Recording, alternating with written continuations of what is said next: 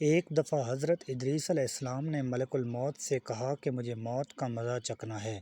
ملک الموت نے حکم کی تعمیل کی اور حضرت ادریس کی روح قبض کی اور پھر اسے دوبارہ زندہ کیا۔ پھر حضرت ادریس علیہ السلام نے کہا کہ اب مجھے جہنم دکھاؤ تاکہ خوف الہی پیدا ہو۔ ملک الموت نے حکم کی تعمیل کی اور حضرت ادریس کو جہنم دکھایا۔ پھر حضرت ادریس علیہ السلام نے کہا کہ اب مجھے جنت دکھاؤ۔ پھر ملک الموت نے حضرت ادریس علیہ السلام کو جنت دکھایا۔ کچھ دیر انتظار کرنے کے بعد ملک الموت نے حضرت ادریس علیہ السلام سے کہا کہ اب آپ دوبارہ اپنے مقام پر تشریف لے آئیں۔ حضرت ادریس علیہ السلام نے کہا کہ اللہ تعالیٰ نے فرمایا کہ ہر شخص کو موت کا مزہ چکھنا ہے۔ میں نے موت کا مزہ چکھ لیا۔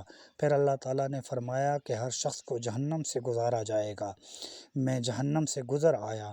اللہ تعالیٰ نے جنت کے بارے میں فرمایا کہ جو شخص جنت میں داخل ہوگا اسے دوبارہ نہیں نکالا جائے گا، لہٰذا اب مجھے جنت سے نہیں نکال سکتے۔